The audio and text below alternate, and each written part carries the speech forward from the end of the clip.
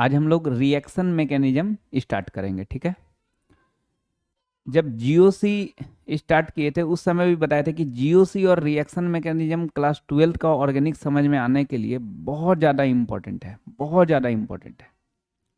तो जीओसी तो हो गया, जीओसी नोमेनक्लेचर अच्छे से रिवीजन करते रहना है, ऐसा नहीं कि उस सब का यूज नहीं आएगा, यूज खूब आएगा, ठीक है। और उसको रिवीजन करते हुए इसमें आगे बढ़ेंगे, इसको भी बार बार रिवीजन करेंगे तो अच्छा रहेगा, ठीक है। रिएक्शन मैकेनिज्म में क्या पढ़ना होता है, तो जो कोई भी रिएक्शन हो रहा है तो उसमें जो प्रोसेस है उसी को कहाँ पढ़ना होता है, रिएक्शन मैकेनिज्म में पढ़ना होता है। लेकिन ये स्टार्ट करने से पहले हम लोग चार बेसिक बात इसमें देखेंगे इसी चैप्टर में। एक है फिजन, मतलब टूटना, बॉन्ड का टूटना। दूसरा अटैकिंग रिएजेंट, अटैक करने वाला, ये नाम पहले भी सुने होंगे जीओसी में। तीसरा सॉल्वेंट। चौथा लिविंग ग्रुप। ये चार चीज देखेंगे, उसके बाद एक्चुअल में जो आएंगे वो रिएक्शन मैकेनिज्म का पार्ट रहेगा, ठीक है। तो सबसे पहला fission of covalent bond. Fission मतलब क्या होता है, टूटना, कोवैलेंट बॉन्ड का टूटना। तो दो तरह से टूटता है। एक पहला होमोलाइटिक क्लीवेज, होमोलाइटिक क्लीवेज। इसमें क्या होता है, डिफरेंट एटम के बीच का बॉन्ड टूटता है। जैसे ब्रोमीन और ये ब्रोमीन, इसके बीच का बॉन्ड टूटेगा, ठीक है। इसके बीच का बॉन्ड टूटेगा तो क्या होगा, एक डॉट ये लेके जाएगा और एक डॉट ये लेके जाएगा। तो बी आर के ऊपर डॉट, तुम जानते हो कि डॉट को फ्री रेडिकल बोलते हैं, है ना। ई बी आर के ऊपर भी डॉट, तो यहाँ पे ऐसा होगा, दो बी आर डॉट होगा। तो होमोलाइटिक क्लीवेज क्या होता है, सेम एटम के बीच का बॉन्ड टूटता है। क्लीवेज मतलब भी टूटना, फिजन मतलब भी टूटना, ठीक है। तो सेम एटम के बीच का बॉन्ड टूटता है और इसका इंटरमीडिएट क्या बनता है, तो इसका इंटरमीडिएट बनता है फ्री रेडिकल। क्या बनता है, फ्री रेडिकल, ठीक है, फ्री रेडिकल। दूसरा होता है हेट्रोलाइटिक क्लीवेज, हेट्रोलाइटिक क्लीवेज। इसमें क्या होता है, डिफरेंट एटम के बीच का बॉन्ड टूटता है। जैसे CH3 Cl, डिफरेंट एटम है ना, यहाँ कार्बन और क्लोरीन के बीच में बॉन्ड है, तो डिफरेंट एटम के बीच का बॉन्ड टूटता है। इसमें क्या होगा, ये जो दोनों इलेक्ट्रॉन है ये मोर इलेक्ट्रोनिगेटिव लेके भाग जाएगा। कार्बन और क्लोरीन में क्लोरीन बाद में रहता है तो उसका इलेक्ट्रोनिगेटिविटी ज़्यादा, तो क्लोरीन का इलेक्ट्रोनिगेटिविटी ज़्यादा था, दोनों इलेक्ट्रॉन क्या होगा, क्लोरीन ही लेके चला जाएगा। जिसके कारण से क्या हो जाएगा, CH3 के ऊपर प्लस चार्ज और Cl के ऊपर माइनस, ठीक है। ये यहाँ पे इंटरमीडिएट बना है, इसको क्या बोलेंगे, कार्बन पे प्लस चार्ज को क्या बोलते हैं, कार्बोकेटायन बोलते हैं, है ना। तो इंटरमीडिएट यहाँ पे क्या बन गया, कार्बोकेटायन। क्या बन गया, कार्बोकेटायन या फिर कार्बोएनायन, कार्बोकेटायन या फिर कार्बोएनायन। तो कभी भी फिजन आए तो यही दो बात दिमाग में रखना है कि कोवैलेंट बॉन्ड का फिजन कितना तरह से हो सकता है, तो दो तरह से, एक होमोलाइटिक क्लीवेज, दूसरा heterolytic cleavage. Homolytic cleavage, same atom के बीच का बॉन्ड टूटता है ना, तो होमोलाइटिक क्लीवेज, और डिफरेंट एटम के बीच का बॉन्ड टूटता है तो हेट्रोलाइटिक क्लीवेज। होमोलाइटिक क्लीवेज का इंटरमीडिएट क्या होता है, फ्री रेडिकल। हेट्रोलाइटिक क्लीवेज का इंटरमीडिएट कार्बोकेटायन या कार्बोएनायन। तुमसे कोई पूछेगा Cl2, Cl2 के बीच में होमोलाइटिक क्लीवेज की हेट्रोलाइटिक क्लीवेज, तो क्या बोलोगे, सेम एटम है ना, क्लोरीन क्लोरीन सेम एटम है, तो होमोलाइटिक क्लीवेज। I2 के बीच में होमोलाइटिक क्लीवेज की हेट्रोलाइटिक, तो होमोलाइटिक क्लीवेज। लेकिन वही अगर HCl के बीच में, तो क्या हो जाएगा, हेट्रोलाइटिक क्लीवेज। तो सेम एटम के बीच में क्या होता है, होमोलाइटिक क्लीवेज, डिफरेंट एटम के बीच में क्या होता है, हेट्रोलाइटिक क्लीवेज, ठीक है। ये हो गया। नेक्स्ट है attacking reagent, attacking reagent. Attacking reagent को दो पार्ट में बांट के पढ़ेंगे, एक इलेक्ट्रोफाइल और दूसरा न्यूक्लियोफाइल। क्या क्या, इलेक्ट्रोफाइल और दूसरा न्यूक्लियोफाइल। तो नीचे में 1 करके इलेक्ट्रोफाइल। इलेक्ट्रोफाइल को ई के ऊपर प्लस चार्ज दे देंगे, इलेक्ट्रोफाइल को ई के ऊपर प्लस चार्ज देके डिनोट करते हैं, ठीक है। अब इलेक्ट्रोफाइल क्या होता है, देखो ये इलेक्ट्रोफाइल ई के ऊपर प्लस चार्ज, उसी तरह जब न्यूक्लियोफाइल बताएंगे तो एन के ऊपर माइनस, मतलब इस पे प्लस और उस पे क्या होगा माइनस। अब देखो क्या होता है, दो टर्म है, एक है इलेक्ट्रॉन डेफिशिएंट स्पेसीज और एक है electron rich species. Electron rich, RICH rich मतलब अमीर इलेक्ट्रॉन है, और इलेक्ट्रॉन डेफिशिएंट मतलब नहीं है। तो इलेक्ट्रोफाइल बता दो क्या होगा, इलेक्ट्रॉन डेफिशिएंट होगा कि इलेक्ट्रॉन रिच होगा। तो ये क्या होगा, इलेक्ट्रॉन डेफिशिएंट होगा, क्योंकि इसके पास माइनस नहीं है, इलेक्ट्रॉन नहीं है, तो इलेक्ट्रॉन डेफिशिएंट होगा। लेकिन वही न्यूक्लियोफाइल उस पर माइनस चार्ज है, तो क्या होगा, इलेक्ट्रॉन रिच स्पेसीज होगा। ठीक है, तो इलेक्ट्रोफाइल का डिफिनेशन क्या हो जाएगा, an electron deficient species. Electron deficient species है तो किस पे अटैक करेगा, इलेक्ट्रॉन रिच साइड्स पे अटैक करेगा, इलेक्ट्रॉन रिच साइड्स पे अटैक करेगा, उसी को क्या बोलेंगे, इलेक्ट्रोफाइल बोलेंगे। तो लिख लेते हैं, an electron deficient species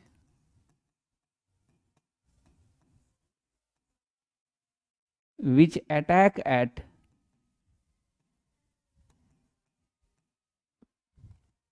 electron rich sites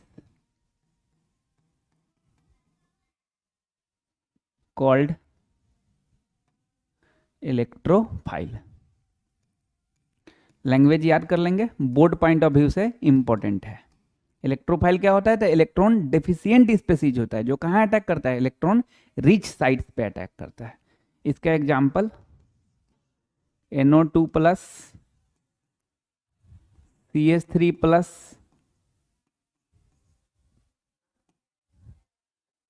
CH2, इस पे ये इसका नाम है कार्बीन, क्या नाम है इसका, कार्बीन। SO3, BF3, ETC, ये सब इलेक्ट्रोफाइल है। इसका दो कंडीशन है, एक तो ये positively charge species, positively charge species, और दूसरा ये species having vacant orbital, species having vacant orbital. ठीक है, तो याद रखोगे, एक तो डिफिनीशन इलेक्ट्रोफाइल का और दूसरा कंडीशन बोलेंगे, इलेक्ट्रोफाइल का कंडीशन बता दो तो ये बोलोगे कि पॉजिटिवली चार्ज स्पेसीज और स्पेसीज हैविंग वैकेंट ऑर्बिटल। अब पहचानने का बात है कि कैसे पहचानेंगे, है ना, कि इलेक्ट्रोफाइल है कि नहीं। तो देखो, अगर पॉजिटिवली चार्ज स्पेसीज मतलब कोई चीज़ पे भी प्लस चार्ज है तो एकदम क्लियर कट कि हाँ भाई चलो ठीक है इलेक्ट्रोफाइल है। लेकिन ये सब कैसे पहचानेंगे, ये तो चलो ठीक है प्लस चार्ज रहेगा तो अच्छा यहाँ पे प्लस चार्ज में गोला दे दिए, यहाँ पे नहीं दिए, टेंशन नहीं लेना, बात सेम है, तुम दोनों को ऐसे भी कर सकते हो, कैसे मतलब कोई उससे कोई दिक्कत नहीं है, दोनों प्लस चार्ज ही है, उसमें कोई राज का बात नहीं है। ठीक है ना, तो अगर पॉजिटिवली चार्ज स्पेसीज है तो क्लियर कट उसमें कोई सोचना ही नहीं है कि इलेक्ट्रोफाइल पक्का हो जाएगा, है ना।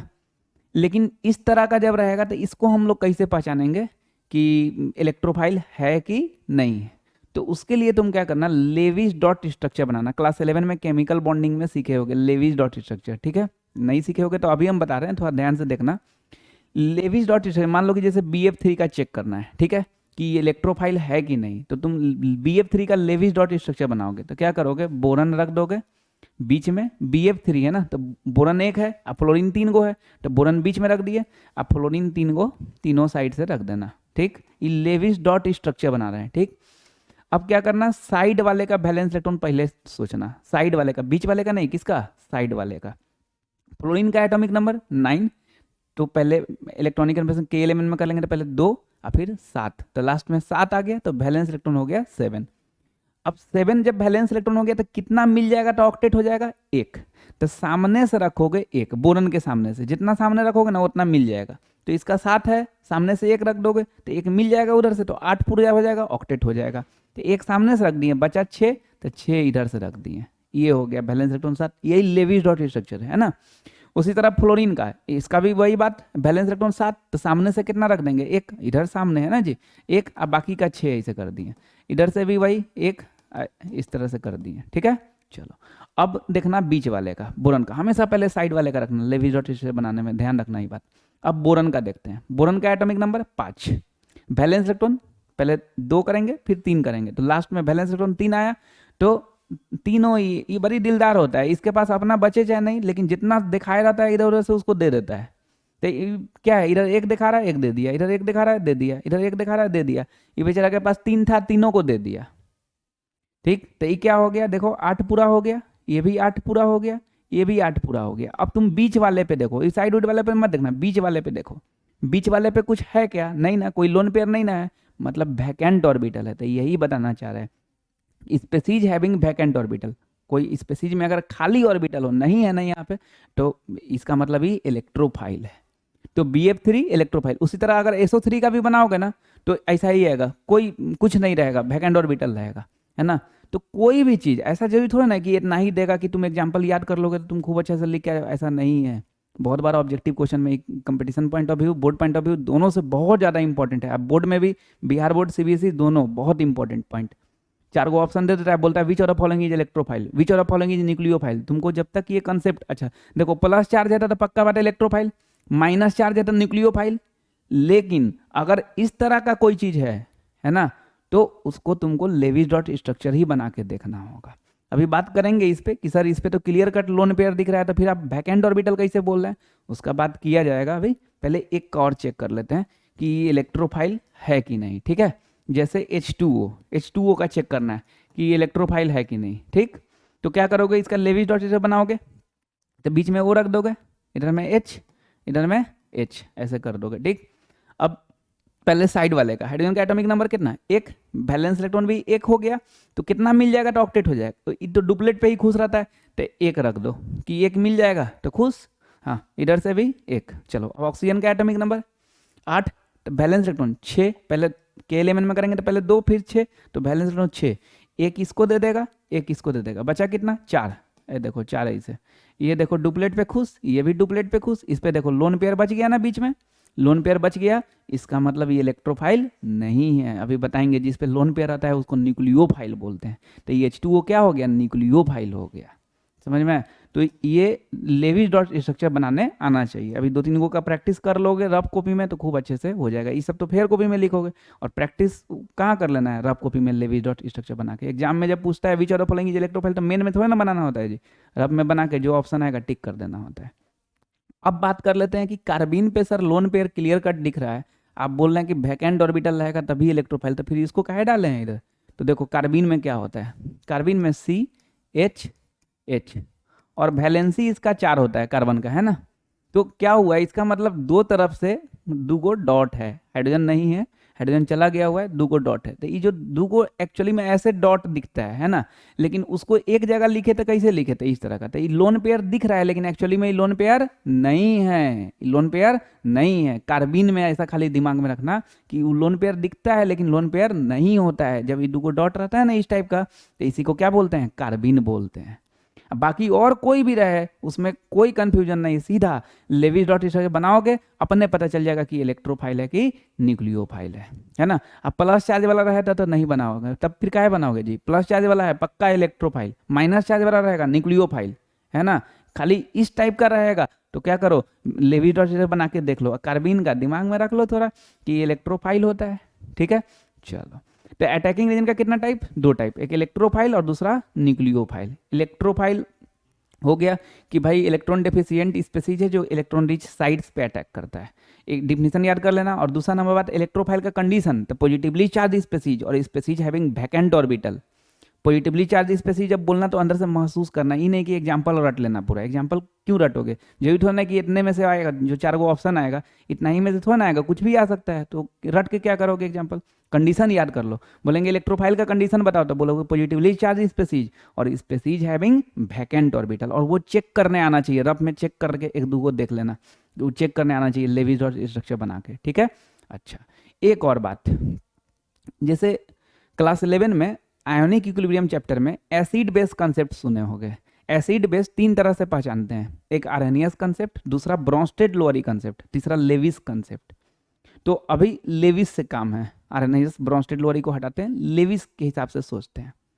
लेविस बताए थे कि लोन पेयर अगर एक्सेप्टर होगा, लोन पेयर एक्सेप्ट करने वाला होगा तो उसको एसिड बोलिए, और लोन पेयर डोनर होगा, मतलब लोन पेयर डोनेट करने वाला होगा तो उसको लेविस बेस बोलिए। एक बार और, लोन पेयर एक्सेप्टर होगा तो उसको लेविस एसिड बोलिए, और लोन पेयर डोनर होगा तो लेविस बेस बोलिए। ठीक है, चलो अब ये हो गया लेविस कंसेप्ट, दिमाग में रख लिए। अब तुम ही सोचो, यहाँ पे वैकेंट ऑर्बिटल है, खाली ऑर्बिटल है, जब खाली होगा तो वो लेगा कि देगा? अरे यार, जब खाली है तो कुछ है भी नहीं करे तो क्या देगा जी वो? तो वो क्या करेगा? लेगा। तो यहाँ पे species having vacant orbital, electrophile का कंडीशन है, तो ये खाली है तो ये क्या करेगा? लोन पेयर को एक्सेप्ट करेगा, और लोन पेयर एक्सेप्टर को क्या बोलते हैं? लेविस एसिड बोलते हैं। तो इलेक्ट्रोफाइल लेविस एसिड जैसा बिहेव करता है। इलेक्ट्रोफाइल कैसा बिहेव करता है? लेविस एसिड जैसा। बहुत बार ऑब्जेक्टिव क्वेश्चन में पूछता है ना। Which of the following act as Lewis acid, 4 को ऑप्शन दिया रहेगा, मार देंगे। इलेक्ट्रोफाइल। हाँ, या फिर अगर इस तरह का एग्जाम्पल दे देते तो मजा है, फिर चेक करो आराम से, है ना। चलो, तो नीचे में पॉइंट करके लिख लेंगे, it act as Lewis acid, bracket में lone pair acceptor. Lewis acid किसको बोलते हैं? लोन पेयर एक्सेप्टर को बोलते हैं। ठीक है भाई, चलिए नीचे में 2 करके न्यूक्लियोफाइल। न्यूक्लियोफाइल, न्यूक्लियोफाइल को NU के ऊपर माइनस चार्ज से डिनोट करते हैं। इलेक्ट्रोफाइल को E के ऊपर प्लस चार्ज, न्यूक्लियोफाइल को NU के ऊपर माइनस चार्ज, है ना। ये क्या होता है? Electron deficient species. ये क्या होगा? इलेक्ट्रॉन रिच स्पेसीज, जो इलेक्ट्रॉन डेफिशिएंट कार्बन पे अटैक करेगा। जो कहाँ अटैक करेगा? इलेक्ट्रॉन डेफिशिएंट कार्बन पे, उसी को न्यूक्लियोफाइल बोलेंगे। लिख लोगे, an electron rich species which attack at electron deficient carbon called nucleophile. Nucleophile, ठीक है। चलो याद रखना डिफिनीशन, इसका definition board point of view से इंपॉर्टेंट है, पूछता है। अब इसका एग्जाम्पल में F minus Cl minus Br minus I minus NO2 minus NO3 minus, उसके बाद H2O NH3 ETC, और भी बहुत कुछ आ सकता है ना। इससे मत टेंशन लेना कि यहाँ पे NO2 पे माइनस लिखे हैं, यहाँ पे NO2 पे प्लस, वो तो दिया रहेगा प्लस माइनस। इस टाइप का ना सिंपल में दिया रहता है जी, ये तो लिखा रहेगा प्लस माइनस। अगर प्लस लिखा हुआ है तो इलेक्ट्रोफाइल बना दो, माइनस लिखा हुआ है तो न्यूक्लियोफाइल बना दो। इसका कंडीशन क्या याद रखोगे? एक तो निगेटिवली चार्ज्ड स्पेसीज, और दूसरा स्पेसीज हैविंग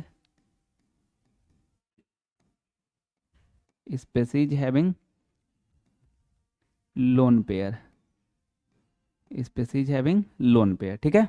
अच्छा, इलेक्ट्रोफाइल कैसा बिहेव करता था भाई? लेविस एसिड जैसा ना। तो न्यूक्लियोफाइल कैसा बिहेव करेगा? लेविस बेस जैसा, लेविस बेस जैसा। तो नीचे में पॉइंट करके, it act as Lewis base जैसा बिहेव करेगा। इसको क्या बोलते हैं? लोन पेयर डोनर बोलते हैं। इसके पास लोन पेयर है ना, तो ये क्या करेगा? लोन पेयर डोनेट करेगा, तो इसको लेविस बेस बोलेंगे, ठीक है। नेक्स्ट देखेंगे difference between nucleophile and base. Nucleophile and base में डिफरेंस, ठीक है।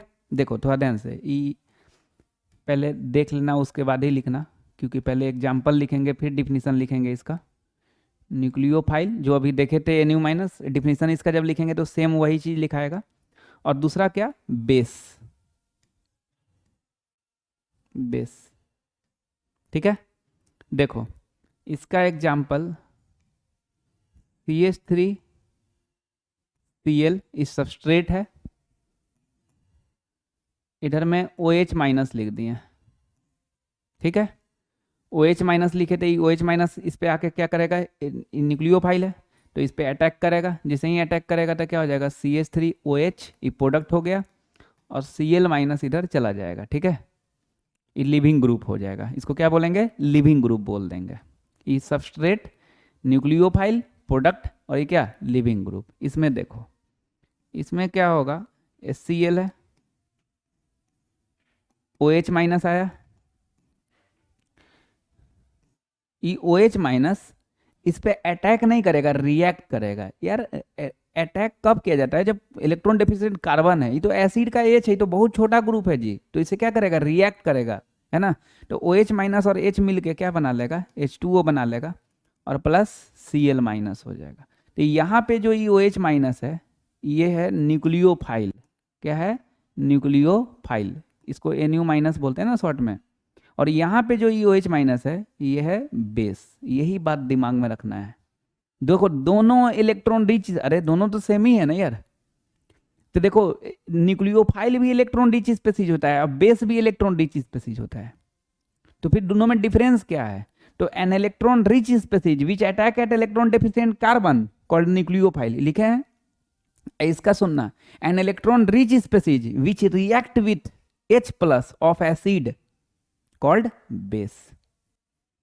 तो न्यूक्लियोफाइल और बेस दोनों इलेक्ट्रॉन रिच स्पीसीज होता है, लेकिन जब इलेक्ट्रॉन डेफिशिएंट कार्बन पे अटैक करे तो न्यूक्लियोफाइल, और एसिड का H से रिएक्ट करे तो base.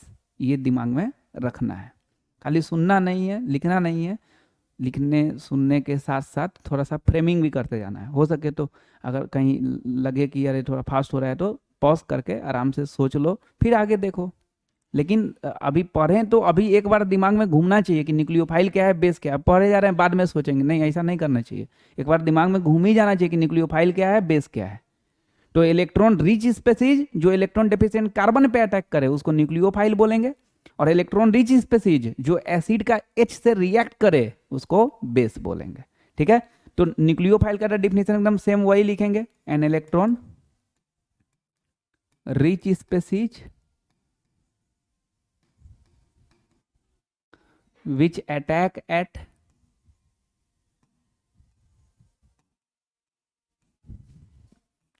electron deficient carbon called nucleophile। ठीक है, ये एग्जाम्पल हो गया ये बेस का, an electron rich species which react with H plus of acid called base। ठीक है भाई, तो दोनों लैंग्वेज तो पीछे ही इलेक्ट्रोफाइल और न्यूक्लियोफाइल का याद किए रहेंगे, यहाँ पे बेस का लैंग्वेज याद नहीं करना, बस खाली समझ के रखना। ठीक है, तो ये हो गया कि इलेक्ट्रॉन रिच स्पीसीज जो एसिड का H से रिएक्ट करे। ठीक, अब बात है एक टर्म सुनना, न्यूक्लियोफाइल इलेक्ट्रोफाइल अभी देखे। अब एक टर्म है न्यूक्लियोफिलिसिटी। ये क्या होता है न्यूक्लियोफिलिसिटी? देखो न्यूक्लियोफाइल जैसे F minus negatively charge species है ना, न्यूक्लियोफाइल है। Cl minus negatively charge species है, न्यूक्लियोफाइल है। Br minus negatively charge species है, न्यूक्लियोफाइल है ना। और अगर ये तीनों में कंपेयर करेंगे कि कौन अच्छा न्यूक्लियोफाइल है, तो उसी को हम लोग क्या बोलेंगे, न्यूक्लियोफिलिसिटी बोलेंगे। क्या बोलेंगे, न्यूक्लियोफिलिसिटी बोलेंगे। तो न्यूक्लियोफाइल और न्यूक्लियोफिलिसिटी में क्या डिफरेंस है, समझ में आ गया। न्यूक्लियोफाइल मतलब एक स्पेसिफिक किसी के लिए बोल रहे हैं तो न्यूक्लियोफाइल, और न्यूक्लियोफिलिसिटी मतलब क्या कर रहे हैं, कंपेयर कर रहे हैं। 3-4 न्यूक्लियोफाइल है उसमें कंपेयर कर रहे हैं कि कौन अच्छा न्यूक्लियोफाइल है, तो उसका क्या हो गया, न्यूक्लियोफिलिसिटी हो गया। एसिड मतलब एक के लिए बोल रहे हैं तो एसिड। एसिडिटी मतलब कंपेयर करना। बेस मतलब किसी इंडिविजुअल के लिए बोल रहे हैं। अब बेसिसिटी मतलब कंपेयर करना। चलो ठीक है, तो न्यूक्लियोफिलिसिटी समझ में आ गया। अब आगे का बात, न्यूक्लियोफिलिसिटी काइनेटिकली कंट्रोल्ड होता है और बेसिसिटी थर्मोडायनामिकली कंट्रोल होता है। क्यों? अरे न्यूक्लियोफाइल को अटैक करना होता है, तो जब जल्दी अटैक करेगा तो न्यूक्लियोफिलिसिटी ज्यादा, लेट से अटैक करेगा तो न्यूक्लियोफिलिसिटी कम। तो न्यूक्लियोफिलिसिटी क्या होता है, काइनेटिकली कंट्रोल होता है ना। लेकिन वही बेस को अटैक नहीं करना होता, बेस को रिएक्ट करना होता है, तो वो थर्मोडायनामिकली कंट्रोल होता है। मतलब अगर हीट दे दोगे तो जल्दी रिएक्ट कर जाएगा, हीट कम दोगे तो लेट से रिएक्ट करेगा। तो nucleophilicity is kinetically controlled, whereas basicity is thermodynamically controlled. ठीक है, ये यहाँ पे पॉइंट दिए थे तो इसी का सब पॉइंट करके लिखेंगे नीचे में। न्यूक्लियोफिलिसिटी इज काइनेटिकली कंट्रोल्ड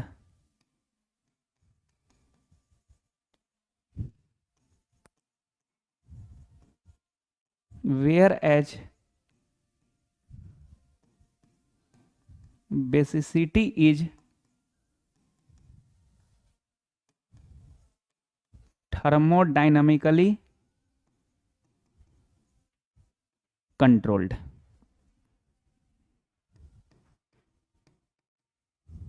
ठीक है, न्यूक्लियोफिलिसिटी क्या होता है, काइनेटिकली कंट्रोल होता है, और बेसिसिटी थर्मोडायनामिकली कंट्रोल होता है। ये डिफरेंस देख लिए न्यूक्लियोफाइल और बेस का। ठीक है भाई, अब नेक्स्ट में criteria for deciding nucleophilicity and basicity देखेंगे। मतलब अगर 3-4 दिया हुआ है, जैसे अभी बात हुआ था, F माइनस दिया हुआ था न्यूक्लियोफाइल, Cl माइनस दिया हुआ था न्यूक्लियोफाइल, है ना, Br माइनस दिया हुआ था न्यूक्लियोफाइल, तो ये चारों में, तीनों में अच्छा न्यूक्लियोफाइल कौन है, तो न्यूक्लियोफिलिसिटी और बेसिसिटी देखने का क्राइटेरिया बहुत इंपॉर्टेंट है, बहुत इंपॉर्टेंट है, अच्छे से दिमाग में रखना है, खूब यूज आएगा आगे कंसेप्चुअल पॉइंट ऑफ व्यू से। ठीक है, तो देखते हैं criteria for deciding nucleophilicity and basicity. ठीक है, पहला नंबर, एसिड और कंजुगेट एनायन में कंजुगेट एनायन अच्छा न्यूक्लियोफाइल होता है और अच्छा बेस भी होता है। पहले ये लिख लेते हैं, उसके बाद समझते हैं। Out of N acid and it's conjugate anion, conjugate anion is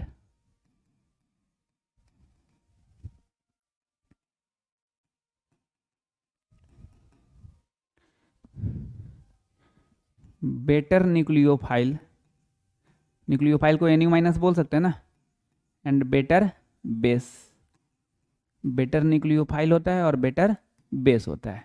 जैसे H2O, ये हो गया एसिड, और इसका कंजुगेट एनायन, कंजुगेट एनायन बनाने के लिए एक OH हटा देते हैं, दिमाग में बैठा लो, कंजुगेट एनायन बनाने के लिए क्या करते हैं, एक H हटा देते हैं।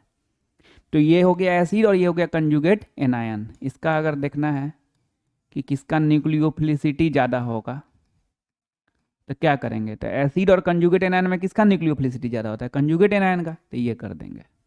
और सेम यही ऑर्डर किसका हो जाएगा, बेसिसिटी का भी हो जाएगा, बेसिसिटी का भी सेम यही ऑर्डर हो जाएगा।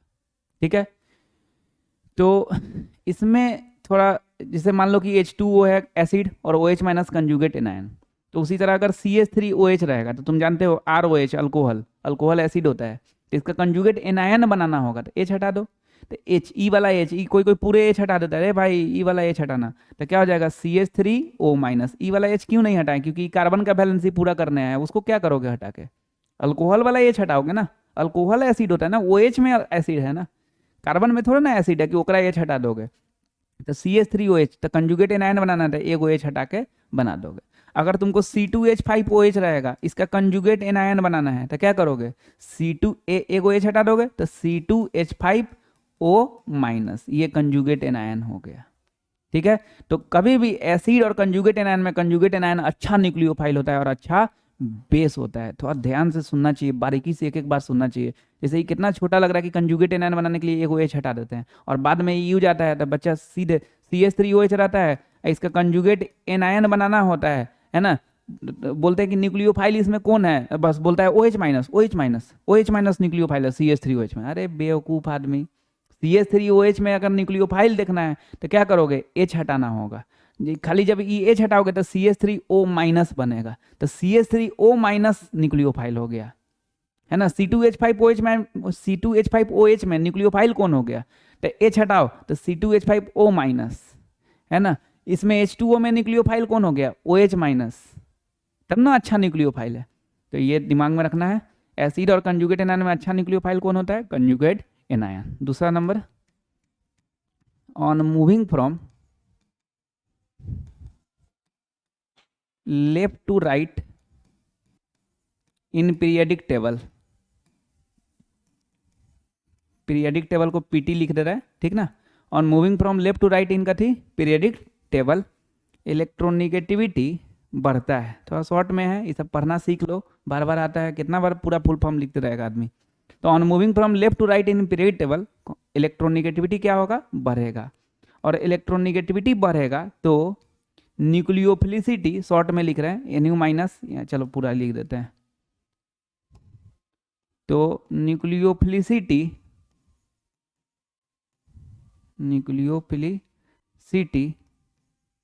घटेगा, न्यूक्लियोफिलिसिटी घटेगा और बेसिसिटी भी घटेगा, बेसिसिटी भी घटेगा। तो इलेक्ट्रोनिगेटिविटी अगर बढ़ेगा, तो इलेक्ट्रोनिगेटिविटी मतलब होता है अट्रैक्शन, है ना। तो अपने आप से जब अट्रैक्शन बहुत बढ़ जाएगा, बहुत लगाव बढ़ जाएगा, तो हम लोग क्या करेंगे, काम उम करना छोड़ देंगे। अरे पढ़ लेंगे तो देख ही आ जाएगा, अच्छा नहीं ना रहेगा, दिक्कत है थोड़ा। तो उस केस में क्या होता है कि फिर खत्म, फिर अटैक कहाँ से कर पाओगे, फिर कुछ तुम निकाल कहाँ, कुछ नहीं कर पाओगे। तो इलेक्ट्रोनिगेटिविटी ज़्यादा मतलब क्या कि उसका अट्रैक्शन ज़्यादा होगा, और जब अट्रैक्शन ज़्यादा होगा तो अटैक नहीं कर पाएगा, तो न्यूक्लियोफिलिसिटी क्या हो जाएगा, कम। ठीक है। और बेसिसिटी तो कम होगा ही, क्योंकि तुम पढ़े हुए कि इलेक्ट्रोनिगेटिविटी डिफरेंस ज़्यादा तो एसिडिक स्ट्रेंथ ज़्यादा, तो जाहिर सी बात है बेसिक स्ट्रेंथ कम होगा ही, है ना। तो जब लेफ्ट से राइट जाएंगे पे टेबल में तो इलेक्ट्रोनिगेटिविटी बढ़ेगा, है ना, यहाँ कॉमा दिए हैं, इलेक्ट्रोनिगेटिविटी बढ़ेगा, न्यूक्लियोफिलिसिटी घटेगा और बेसिसिटी भी घटेगा। इसका एग्जांपल देख लो, CH2 minus, NH2 minus, OH minus, F minus, इसमें हम लोग को देखना है न्यूक्लियोफिलिसिटी, ठीक है। पहले पहला नंबर पार्ट से देखो, पहला नंबर क्या था कि एसिड और कंजुगेट एनायन, ऐसा कुछ सिचुएशन यहाँ पे नहीं है, सब पे माइनस चार्ज है। तो फिर लेफ्ट टू राइट वाले से सोचो, तो कार्बन नाइट्रोजन, अरे हाइड्रोजन बैलेंस ही पूरा करने आता है यार, कार्बन पे माइनस है, नाइट्रोजन पे माइनस है, ये नहीं कि H पे माइनस है, नाइट्रोजन पे माइनस है, यहाँ ऑक्सीजन पे माइनस है, यहाँ F पे माइनस है। तो कार्बन नाइट्रोजन ऑक्सीजन फ्लोरीन, कई सा भी बच्चा को जो जिसका पीरियड टेबल का उतना अच्छा से नॉलेज नहीं होगा, तब भी 1 से 30 तक का कम से कम एलिमेंट भी तो याद होगा ना जी। तो hydrogen, helium, lithium, beryllium, boron, carbon, nitrogen, oxygen, fluorine एक लाइन से आता है, मतलब पीरियड टेबल में लेफ्ट टू राइट। और लेफ्ट टू राइट इलेक्ट्रोनिगेटिविटी बढ़ता है, मतलब इसका इलेक्ट्रोनिगेटिविटी ज़्यादा, तो न्यूक्लियोफिलिसिटी कम, न्यूक्लियोफिलिसिटी कम। तो किसका न्यूक्लियोफिलिसिटी ज़्यादा, ये CH2 माइनस का, समझ गए, CH2 माइनस का। और यहाँ पे CH2 माइनस नहीं, CH3 माइनस लिख लेते हैं, CH3 माइनस, ठीक है, ये हो गया। तो इसका न्यूक्लियोफिलिसिटी ज़्यादा, और जो ऑर्डर न्यूक्लियोफिलिसिटी का होगा वही ऑर्डर किसका होगा, बेसिसिटी का भी होगा, क्योंकि न्यूक्लियोफिलिसिटी भी घट रहा है और बेसिसिटी भी घट रहा है। नेक्स्ट थर्ड नंबर देखते हैं, on moving from top to bottom in periodic table, comma size बढ़ेगा, ठीक है, और साइज बढ़ेगा तो पोलराइजेशन बढ़ेगा। पोलराइजेशन मतलब होता है चार्ज। देखते हैं कि साइज बढ़ेगा तो पोलराइजेशन कैसे बढ़ेगा, ठीक है। देखो जैसे एक तो ये हो गया, एक ये हो गया, देख रहे होगे इसका साइज ज़्यादा, तो साइज ज़्यादा मतलब ऑर्बिट भी ज़्यादा होगा, ऑर्बिट ज़्यादा होगा मतलब इलेक्ट्रॉन ज़्यादा होगा, जाहिर सी बात है इलेक्ट्रॉन ज़्यादा तो मतलब चार्ज ज़्यादा, मतलब पोलराइजेशन मतलब क्या होता है, चार्ज। तो साइज ज़्यादा तो पोलराइजेशन ज़्यादा, अब पोलराइजेशन ज़्यादा तो न्यूक्लियोफिलिसिटी ज़्यादा।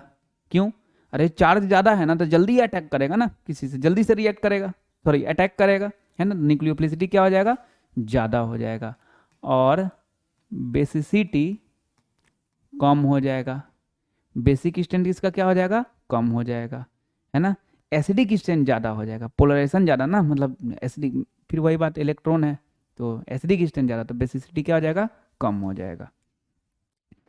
तो दिमाग में रखना है तीसरा नंबर कि जब टॉप से बॉटम जाते हैं तो साइज बढ़ता है, साइज बढ़ता है, पोलराइजेशन भी बढ़ता है, न्यूक्लियोफिलिसिटी बढ़ता है और बेसिसिटी घटता है, ठीक है। जैसे इसका एग्जांपल देख लोगे, F minus, Cl minus, Br minus, I minus, इसका हम लोग को देखना है न्यूक्लियोफिलिसिटी, न्यूक्लियोफिलिसिटी देखना है, ठीक है। तो क्या करेंगे, F minus C L minus B R minus I minus, fluorine chlorine bromine iodine, clear cut चमक रहा है कि टॉप टू बॉटम, फ्लोरीन ऊपर, फिर क्लोरीन, फिर ब्रोमीन, फिर आयोडीन, पीरियडिक टेबल में। यहाँ नहीं कि आना है कि लेफ्ट टू राइट लिख के बोला टॉप टू बॉटम, अरे भाई पीरियडिक टेबल में देखना होता है ना। तो पीरियडिक टेबल में fluorine chlorine bromine iodine top to bottom है। और टॉप टू बॉटम में साइज क्या होगा, बढ़ेगा, मतलब इसका साइज ज़्यादा, और साइज ज़्यादा था पोलराइजेशन ज़्यादा, और पोलराइजेशन ज़्यादा था न्यूक्लियोफिलिसिटी ज़्यादा। तो क्या करेंगे, इसका न्यूक्लियोफिलिसिटी ज़्यादा ऐसे कर देंगे। और वही लेकिन अगर बेसिसिटी का देखा जाएगा, F minus C L minus B R minus I minus में बेसिसिटी का अगर देखा जाएगा तो बेसिसिटी उल्टा हो जाएगा ना, ऐसा हो जाएगा बेसिसिटी, है ना, बेसिसिटी ऐसा हो जाएगा। ये थोड़ा बेसिसिटी को ना क्लास 11 वाले कंसेप्ट से भी समझ सकते हैं, लेकिन जो फिर पीरियड टेबल पढ़े होगे उनको तो समझ में आ जाएगा, जो नहीं पढ़े होगे वो सुन लेना, लेकिन बहुत ज़्यादा सोचना नहीं, फालतू में टेंशन होगा, ऐसे ही दिमाग में रख लेना, नहीं यार इसी से काम हो जाएगा, ठीक है ना। एक बार बता देते हैं 11 वाला क्या कंसेप्ट पढ़े थे। 11 वाले में हम लोग पीरियड टेबल में ये पढ़े थे कि जब लेफ्ट से राइट जाते हैं ना तो एसिडिक स्ट्रेंथ बढ़ता है, ठीक है, और टॉप टू बॉटम जाते हैं ना तो एसिडिक स्ट्रेंथ घटता है। और जो ऑर्डर एसिडिक स्ट्रेंथ का है उसका उल्टा बेसिक स्ट्रेंथ का है, मतलब अभी जो हम बोले left to right acidic strength बढ़ा, मतलब अंडरस्टूड बेसिक स्ट्रेंथ घटा। टॉप टू बॉटम में एसिडिक स्ट्रेंथ घटा, मतलब अंडरस्टूड बेसिक स्ट्रेंथ बढ़ा, ठीक, इतना पढ़े थे। उसके बाद फिर हम लोग नोट में एक बात लिखे थे कि कोवैलेंट हाइड्राइड के केस में, कोवैलेंट हाइड्राइड क्या होता है, जब नन मेटल के साथ हाइड्रोजन जुड़ा रहता है। नन मेटल क्या होता है, इस साइड वाला एलिमेंट, पीरियड टेबल में इस साइड वाला एलिमेंट, ये सब नन मेटल है, इस साइड वाला एलिमेंट है। तो जब कोवैलेंट हाइड्राइड होता है, मतलब नन मेटल के साथ जब हाइड्रोजन जुड़ा होता है, तो कोवैलेंट हाइड्राइड उसी को बोलते हैं। तो कोवैलेंट हाइड्राइड के केस में लेफ्ट टू राइट जाओ या टॉप टू बॉटम जाओ, एसिडिक स्ट्रेंथ क्या होगा, बढ़ेगा, एसिडिक स्ट्रेंथ बढ़ेगा। और जब एसिडिक स्ट्रेंथ बढ़ेगा तब बेसिक स्ट्रेंथ घटेगा, बेसिक स्ट्रेंथ क्या होगा, घटेगा, है ना। अब लोग सर इकोवैलेंट हाइड्राइड कहाँ है, अरे यार इकोवैलेंट हाइड्राइड से ही तो आया है HF, तो HF से ही तो H हटाएंगे, एगो H हटाएंगे तो F माइनस आएगा, तो ये क्या हो गया, यहाँ पे बेस हो गया, HF एसिड हो गया, और उसका कंजुगेट एनायन क्या हो गया, ये बेस हो गया, है ना। तो अगर तुम इसका बनाओगे, इसका अगर तुम देखोगे HF HCl HBr HI, ये क्वेश्चन भी करवाए हुए हैं, ये सब कोवैलेंट हाइड्राइड है। Covalent hydride top to bottom, left to right जाओ या टॉप टू बॉटम जाओ, एसिडिक स्ट्रेंथ क्या होगा, बढ़ेगा। तो इसका एसिडिक स्ट्रेंथ ज़्यादा, एसिडिक स्ट्रेंथ इसका ज़्यादा। और जानते हैं क्लास 11 में ही फिर ये भी बात पढ़े हुए हैं आयोनिक इक्विलिब्रियम चैप्टर में कि अगर स्ट्रॉन्ग एसिड होता है तो इसका जो कंजुगेट बेस होता है वो वीक होता है, क्या होता है, वीक होता है। ये बात जो लोग ये सब चैप्टर नहीं सुने हुए हो मत टेंशन लो फालतू में, सीधे कंसेप्ट दिमाग में रखो, जो पढ़े हुए उनको समझ में आ गया होगा, जो नहीं पढ़े होगे मत ज़्यादा ये सब करना, सीधे दिमाग में रखना कि न्यूक्लियोफिलिसिटी और बेसिसिटी देखने का टोटल 4 तरीका है। Criteria for deciding nucleophilicity and basicity पूछेंगे तो 4 बात दिमाग में रखना है। पहला नंबर बात क्या देखे कि एसिड और कंजुगेट एनायन में कंजुगेट एनायन अच्छा न्यूक्लियोफाइल होता है और अच्छा बेस भी होता है। दूसरा नंबर देखे जब पीरियड टेबल में लेफ्ट से राइट जाएंगे तो इलेक्ट्रोनेगेटिविटी बढ़ेगा, तो न्यूक्लियोफिलिसिटी और बेसिसिटी दोनों घटेगा। तीसरा नंबर जब पीरियड टेबल में टॉप से बॉटम जाएंगे तो साइज बढ़ेगा, पोलराइजेशन बढ़ेगा, न्यूक्लियोफिलिसिटी बढ़ेगा, बेसिसिटी घटेगा। चौथा नंबर देखो, चौथा नंबर ERG क्या है, इलेक्ट्रॉन रिलीजिंग ग्रुप, इसमें क्या क्या आता है, प्लस I और प्लस M आता है ना। तो ERG attach with same donor atom increases the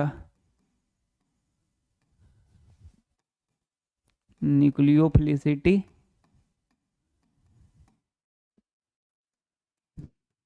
and basicity। इसका मतलब समझ लो, देखो जैसे ये OH माइनस है और यहाँ पे CH3O माइनस है, ठीक, यहाँ पे भी ऑक्सीजन पे माइनस है, यहाँ पे भी ऑक्सीजन पे माइनस है, तो क्या हो गया, सेम डोनर एटम हो गया, नहीं सेम डोनर एटम हो गया। तो इस केस में ऑक्सीजन के साथ क्या है H, इस केस में ऑक्सीजन के साथ क्या है CH3। तो electron releasing group plus I ज़्यादा किस में हो गया, इसमें R, EH है ER है, तो ज़्यादा प्लस I किस में होता है, R में। O माइनस COO- RDH याद किए हुए हैं, इसमें प्लस आई ज़्यादा। अब प्लस आई मतलब ERG क्या करता है, न्यूक्लियोफिलिसिटी और बेसिसिटी दोनों को बढ़ा देता है, तो इसका ज़्यादा हो जाएगा। बेसिसिटी का भी सेम यही ऑर्डर हो जाएगा, बेसिसिटी का भी सेम यही ऑर्डर हो जाएगा। तो यही चारों बात दिमाग में रखना है, बहुत काम देगा, बहुत काम देगा, अच्छे से दिमाग में रखना है। बोलेंगे ना criteria for deciding nucleophilicity and basicity बताओ, बता दोगे पहला नंबर एसिड। लैंग्वेज नहीं रटना है जी, लैंग्वेज नहीं पूछेगा कि right criteria for deciding, concept से क्वेश्चन पूछता है, ऑब्जेक्टिव सब्जेक्टिव, आगे फिर लिंक है पूरा। अभी तो ये बेसिक बात पर है, अभी रिएक्शन मैकेनिज्म स्टार्ट भी कहाँ, चैप्टर का नाम है रिएक्शन मैकेनिज्म, लेकिन बेसिक चीज़ सब पढ़ रहे हैं। जब टाइप्स ऑफ ऑर्गेनिक रिएक्शन उससे आगे बढ़ेंगे तो खूब ढांग के यूज जाएगा ये सब चीज़, एकदम अच्छे से दिमाग में रख लेना, बैठा लेना, एक एक बात बोल लेना अपने से, तब जाके इस टॉपिक से आगे बढ़ना, नहीं तो फिर एकदम सोचना ही इस पे रुक के, ठीक है ना। तो पहला नंबर एसिड और कंजुगेट एनायन में, कंजुगेट एनायन अच्छा न्यूक्लियोफाइल होता है और अच्छा बेस होता है। लेफ्ट से राइट जाते हैं पीरियडिक टेबल में, तो इलेक्ट्रोनेगेटिविटी बढ़ता है, न्यूक्लियोफिलिसिटी घटता है और बेसिसिटी भी घटता है। टॉप से बॉटम जाते हैं पीरियड टेबल में, तो साइज बढ़ता है, पोलराइजेशन बढ़ता है, न्यूक्लियोफिलिसिटी बढ़ता है, बेसिसिटी घटता है। और लास्ट ERG अगर सेम डोनर एटम के साथ रहे तो न्यूक्लियोफिलिसिटी और बेसिसिटी दोनों ज़्यादा होगा, ठीक है। यही चारों क्राइटेरिया है न्यूक्लियोफिलिसिटी और बेसिसिटी पहचानने का। अब थोड़ा हम लोग देखते हैं इसको, नोट में हम लोग क्या देखेंगे कि स्टेरिक क्राउडिंग का, स्टेरिक हिंड्रेंस पहले भी सुने होंगे बेंजोइक एसिड के केस में, कि ऑर्थो पोजीशन पे कुछ भी रहता था तो उस COOH का प्लेन चेंज हो जाता था, तो उसको स्टेरिक हिंड्रेंस बोलते थे। अभी स्टेरिक क्राउडिंग बोल रहा है, मतलब सिर्फ भीड़ भाड़ रहता है। तो स्टेरिक क्राउडिंग का न्यूक्लियोफिलिसिटी पे प्रभाव पड़ता है, बेसिसिटी पे प्रभाव नहीं पड़ता है। ये क्या बोले ये लिखेंगे यहाँ पे, लेकिन पहले एग्जाम्पल देख लेते हैं, उसके बाद फिर वापस आके लिखेंगे। देखो, जैसे अगर तुमसे पूछे कि OH माइनस, ठीक, और CH3O माइनस में ज़्यादा न्यूक्लियोफिलिसिटी किसका, ज़्यादा न्यूक्लियोफिलिसिटी किसका, तो तुम बता दोगे कि इसका। अभी तो देखे हो यार कि oxygen oxygen same donor atom है, तो यहाँ पे H है, यहाँ पे R है, तो ज़्यादा प्लस आई, इसमें प्लस आई ज़्यादा, प्लस आई क्या करता है, न्यूक्लियोफिलिसिटी को बढ़ा देता है और बेसिसिटी को भी बढ़ा देता है, ERG है ना, तो बढ़ा देता है, ठीक है। अगर तुमसे कोई पूछे OH माइनस और CH3O माइनस में सेम बेसिसिटी, एकदम सेम यही कंसेप्ट हो जाएगा, ठीक। अब देखो OH minus CH3C CH3O minus. अब इसमें बोल रहा है कि न्यूक्लियोफिलिसिटी बताओ, न्यूक्लियोफिलिसिटी बताओ, तो क्या करोगे, यहाँ पे O पे माइनस, यहाँ पे भी O पे माइनस, सेम डोनर एटम है, तो यहाँ पे H है, यहाँ पे R है, प्लस आई, ERG क्या करता है, न्यूक्लियोफिलिसिटी को बढ़ा देता है, लेकिन इसका ज़्यादा हो जाएगा। फिर क्यों सर, उसका ज़्यादा होना चाहिए, इसका ज़्यादा क्यों हो जाएगा, तो यही तो बोले हैं अभी कि स्टेरिक क्राउडिंग न्यूक्लियोफिलिसिटी को प्रभावित करता है, लेकिन बेसिसिटी को प्रभावित नहीं करता है।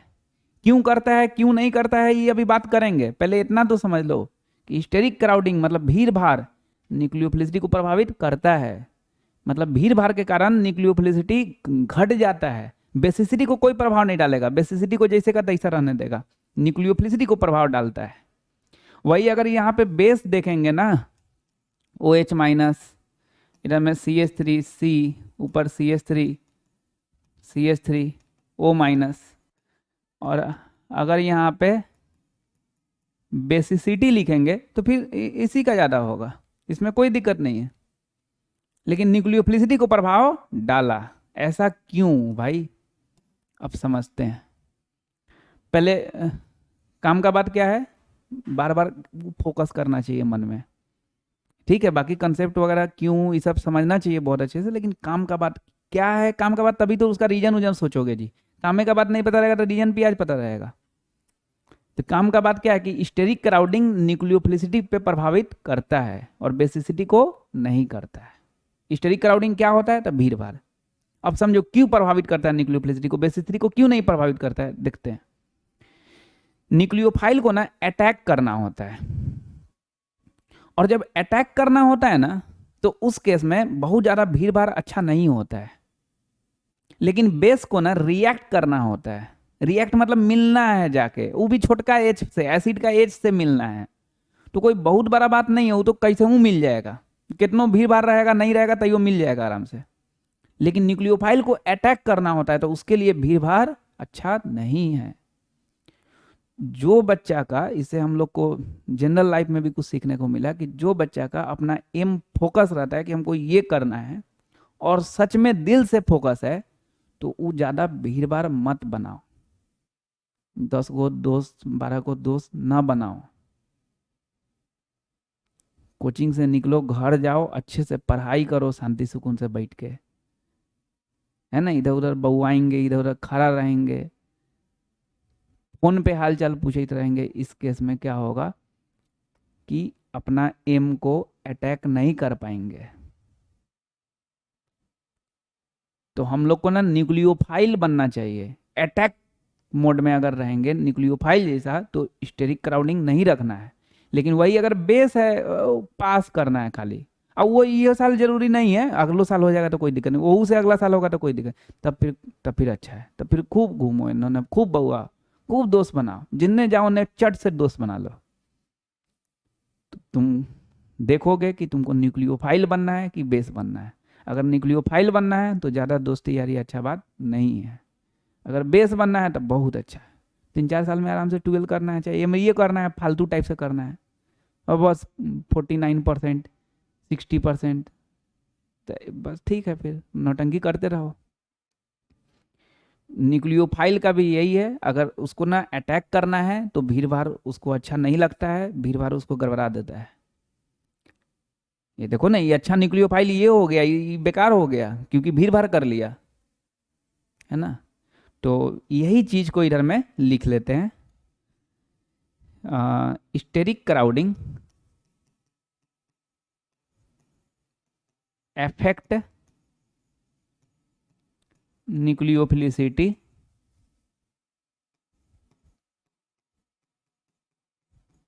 है ना। Steric crowding affect nucleophilicity, where as it, मतलब कौन स्टेरिक क्राउडिंग के बारे में बोल रहा है, it does not affect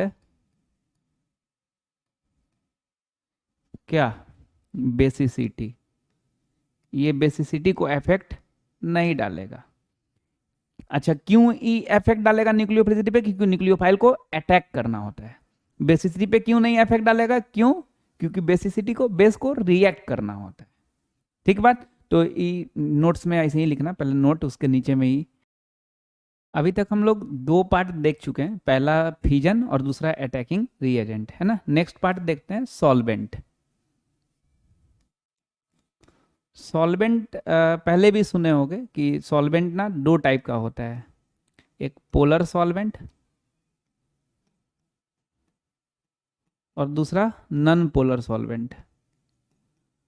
polar solvent किसको बोलते हैं, जिसको तोड़ने पे चार्ज निकले, जैसे पानी, पानी को तोड़ने पे चार्ज निकलता है, H2O को तोड़ते हैं तो H+OH- चार्ज निकलता है, तो उसको पोलर सॉल्वेंट बोलते हैं। और जिसको तोड़ने पे चार्ज ना निकले उसको क्या बोलते हैं, नॉन पोलर सॉल्वेंट। जैसे C6H6 बेंजीन, तो C6H6 को तोड़ते हैं तो CH 6 को CH निकल जाता है, कोई चार्ज नहीं निकलता है, तो क्या होता है, नॉन पोलर सॉल्वेंट होता है। अभी पोलर सॉल्वेंट 2 पार्ट में बंटता है, ठीक है। एक पोलर प्रोटिक सॉल्वेंट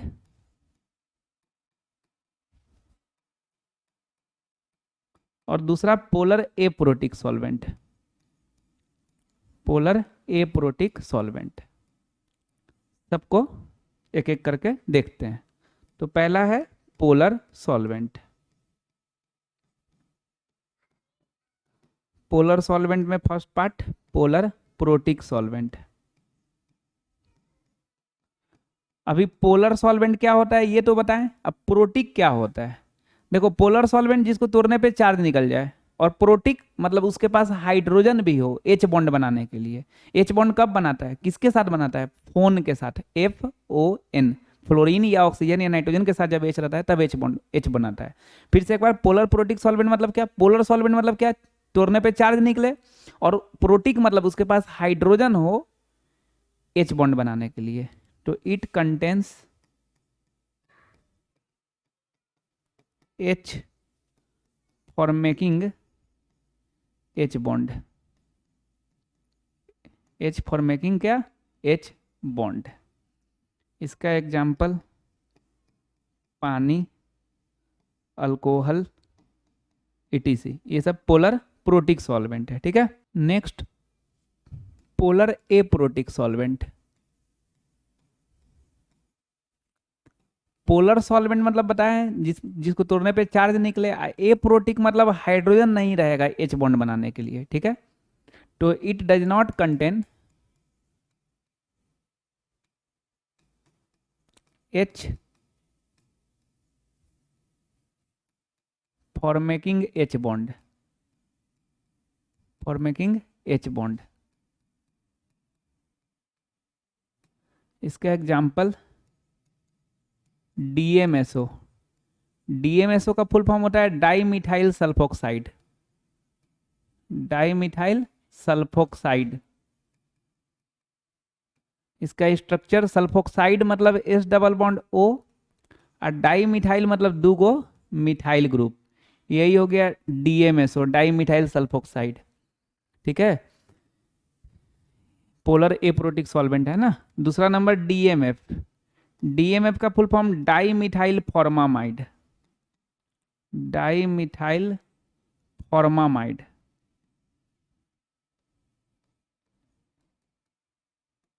इसका structure C double bond OH, इधर में N, और डाई मिथाइल मतलब दूगो CH3।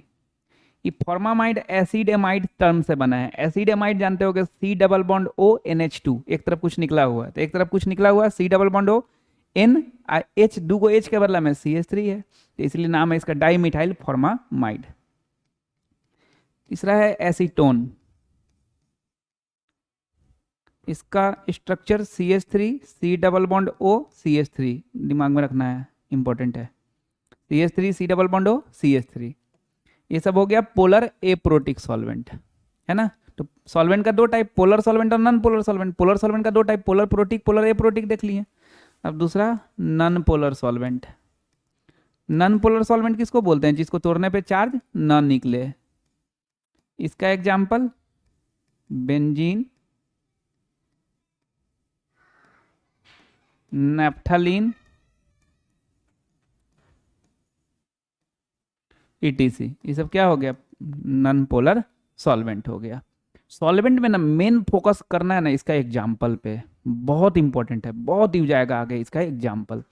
ये सब जरूरी नहीं है, ये सब ये नहीं सोचना कि इसका डिफिनेशन पूछेगा तो ये लिखना होगा, नहीं, वो समझने के लिए है खाली कि सॉल्वेंट का दो टाइप, पोलर सॉल्वेंट और नॉन पोलर सॉल्वेंट। सबसे मेन कि ना पोलर सॉल्वेंट का दो type, polar protic, polar aprotic. तो उसका क्या है कि एग्जाम्पल याद रखना है। जैसे पोलर प्रोटिक सुनते ही दिल में आ जाना चाहिए H2O, पानी, अल्कोहल। कहीं पे भी H2O देखे ना तो आना चाहिए मन में कि अरे पोलर प्रोटिक सॉल्वेंट। अल्कोहल देखे ना तो पोलर प्रोटिक सॉल्वेंट है। उसी तरह polar aprotic solvent, example DMSO, DMF, acetone, ये सब सुनते ही आ जाना चाहिए दिमाग में ना पोलर एप्रोटिक सॉल्वेंट है। नॉन पोलर सॉल्वेंट सबका एग्जाम्पल बहुत इंपॉर्टेंट है, एग्जाम्पल मेन फोकस करना है ना। चलो अब लास्ट फेज देखते हैं, लिविंग ग्रुप। क्या है लिविंग ग्रुप? तो सबस्ट्रेट देख, सॉरी फिजन देख लिए, उसके बाद अटैकिंग रिएजेंट देख लिए, सॉल्वेंट देखें, फिर लिविंग ग्रुप देख रहे हैं। लिविंग ग्रुप क्या होता है देखो, जैसे CH3Cl है, OH minus, OH minus electron deficient carbon पे अटैक करता है, तो CH3OH होता है, और प्लस Cl माइनस, अभी बताए भी थे थोड़ा देर पहले। ये क्या है, सबस्ट्रेट। ये क्या है, न्यूक्लियोफाइल, क्योंकि अटैक कर रहा है। ये क्या है, प्रोडक्ट। और ये क्या हो गया, लिविंग ग्रुप हो गया, लिविंग ग्रुप हो गया। तो जो छोड़ के भाग जाए उसी को क्या बोलते हैं, लिविंग ग्रुप बोलते हैं। न्यूक्लियोफाइल अटैक करने आया, ये छोड़ के भाग गया, इसको क्या बोल रहे हैं, लिविंग ग्रुप बोले। क्लियर है? ये लिखना नहीं है, ये आगे आएगा जब टाइप्स ऑफ ऑर्गेनिक रिएक्शन पढ़ेंगे ना, तो आगे आएगा। अभी बस खाली ये कि हाँ ये लिविंग ग्रुप है इसलिए बताएं, ठीक ना, पीछे भी तो बताए थे। अच्छा, लिविंग ग्रुप क्या होता है कि हमेशा अपना लोन पेयर के साथ भागता है, हमेशा अपना लोन पेयर के साथ भागता है। तो it always departs with its lone pair, ठीक है, सबस्ट्रेट में से भाग जाता है ना, सबस्ट्रेट रिएक्टेंट को बोलते हैं भाई, सबस्ट्रेट में से भाग जाता है, लेकिन ये अपना लोन पेयर लेके भागता है। दूसरा नंबर बात, वीक बेस जो है ना अच्छा लिविंग ग्रुप होगा। कमजोर जो होता है वो भागने में तेज रहता है, तो हाँ ठीक है, वीक बेस क्या होगा, बेटर लिविंग ग्रुप होगा। तो a weak base is always a better leaving group. Weak base क्या होगा, हमेशा अच्छा लिविंग ग्रुप होगा।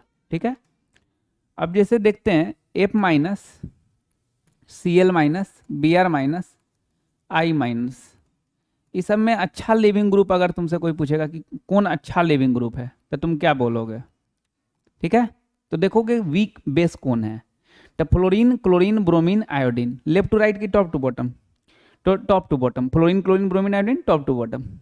और टॉप टू बॉटम वाला अभी क्या कंसेप्ट बता रहे हैं, बेसिसिटी, न्यूक्लियोफिलिसिटी और बेसिसिटी देखने का, कि टॉप टू बॉटम जाते हैं तो साइज बढ़ता है, तो इसका साइज ज़्यादा तो पोलराइजेशन ज़्यादा तो न्यूक्लियोफिलिसिटी ज़्यादा और बेसिसिटी कम, तो इसका मतलब ये वीक बेस हो गया, तो वीक बेस हो गया इसलिए अच्छा लिविंग ग्रुप हो जाएगा, है ना।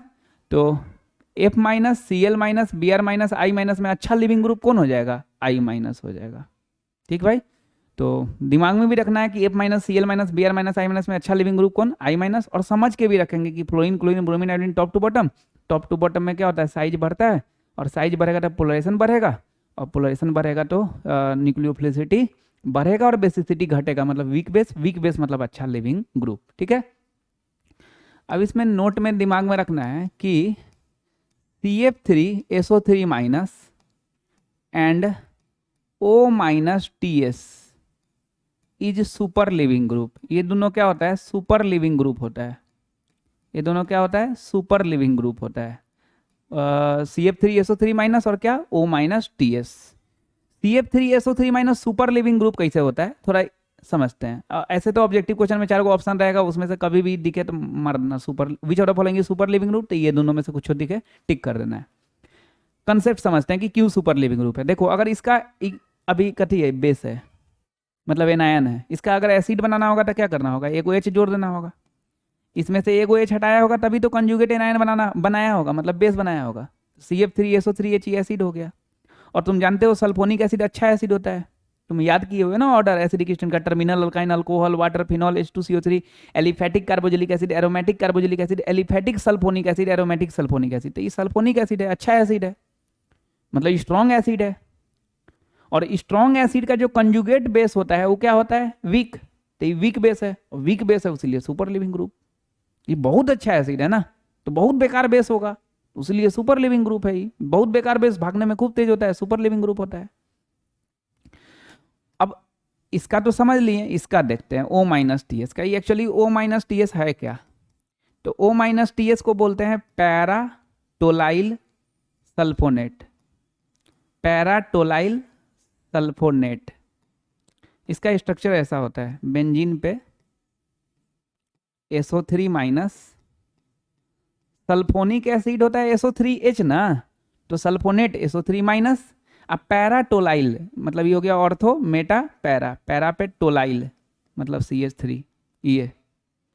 अब ई सुपर लिविंग ग्रुप कैसे हो गया, देखो ना, इसका एसिड बनाओगे तो यहाँ H डालोगे ना, बेंजीन पे SO3H aromatic sulphonic acid, aromatic sulphonic acid बहुत अच्छा एसिड होता है, इसका मतलब कंजुगेट बेस ही बहुत बेकार होगा, बहुत वीक होगा, इसलिए सुपर लिविंग ग्रुप है। ठीक है, तो याद रखना है कि वीक बेस जो है ना अच्छा लिविंग ग्रुप होता है, और दो गो सुपर लिविंग ग्रुप है, कौन कौन, CF3SO3 माइनस और O माइनस TS। ये चारों बेसिक बात हम लोग देख लिए, फिजन, अटैकिंग रिएजेंट, सॉल्वेंट और क्या, लिविंग ग्रुप। अब नेक्स्ट क्लास में रिएक्शन पे आएंगे, क्योंकि मेन चैप्टर जो हम लोग पढ़ रहे हैं वो क्या पढ़ रहे हैं, रिएक्शन मैकेनिज्म, तो अभी तो बेसिक बात है, मेन रिएक्शन का काम होगा। लेकिन वो रिएक्शन अच्छा से, रिएक्शन मैकेनिज्म का जो पोर्शन है वो कब समझ में आएगा अच्छे से, जब ये सब बात हमको पता रहेगा कि लिविंग ग्रुप क्या होता है, कौन अच्छा लिविंग ग्रुप होता है, कौन अच्छा न्यूक्लियोफाइल होता है, न्यूक्लियोफाइल होता क्या है, ये सब जब पता रहेगा, सॉल्वेंट का एग्जाम्पल, तब जाके मजा आएगा। ही नहीं कि हाँ नेक्स्ट क्लास से पढ़ेंगे, ही छोड़ देते हैं, ऐसे पागल थोड़े ना कि पढ़ा दिए हैं ऐसे ही यूज आएगा, उसीलिए पढ़ा दिए हैं, तो याद कर लेना अगर आगे अच्छे से समझ में आना है तो। हाँ, इसको याद भी करना, रिवीजन भी करना अच्छे से। नेक्स्ट क्लास में आगे बढ़ेंगे, अच्छे से पढ़ना।